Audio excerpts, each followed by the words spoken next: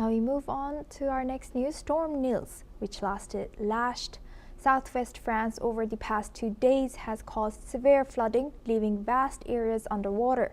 The Garonne River overflowed, inundating residential areas in Tonneins, while the country remains on high alert. The storm has claimed a second life, and a red alert remains in place for flooding along the Garonne River.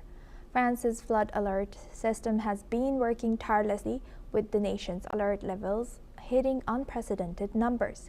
According to Lucie Chadourne-Facon, the head of France's flood alert agency, NewsX, the country has been on constant alert for the past month. The record-breaking rains have left the soil saturated, leading to an unprecedented flood response. Now we move on to tech news. Uber is set to expand its delivery business into 7 new European countries this year, including the Czech Republic, Greece, and Romania. The move is expected to generate an additional $1 billion in gross bookings over the next 3 years. The expansion will also include markets like Austria, Denmark, Finland, and Norway. Uber's global head of delivery, Susan Anderson, has stated that the company aims to raise the bar and provide better value across the sector. This expansion comes just after Uber agreed to acquire the delivery arm of Turkish company Getir, expanding its presence in Turkey as well. Now we move on to Asia. Taiwan's Foreign Minister Ling Chia-lung has sharply criticized China's stance on security, accusing Beijing of hypocrisy in its claims to uphold United Nations principles of peace.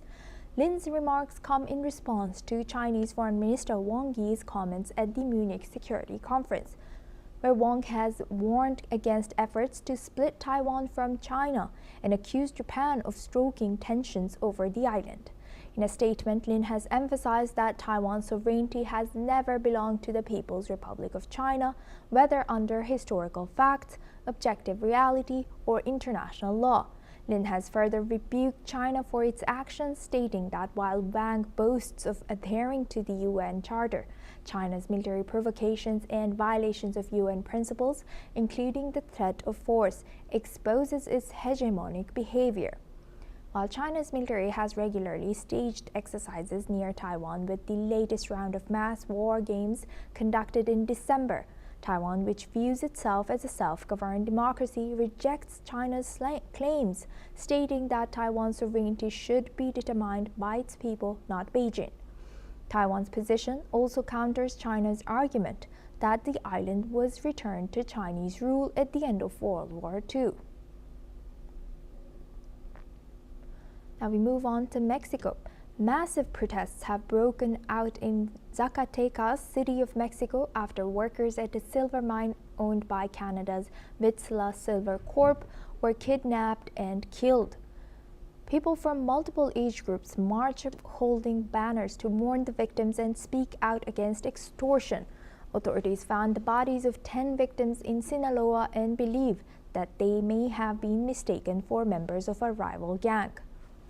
According to reports, the protests ended at the municipal palace, where people demanded the government to take sincere action against the violence. Pues el objetivo es levantar la voz por la paz, por seguridad principalmente. Ya se vale porque somos gente trabajadora, somos gente honesta, somos gente derecha. Nos falta mucho. Aquí estamos manifestándonos de una manera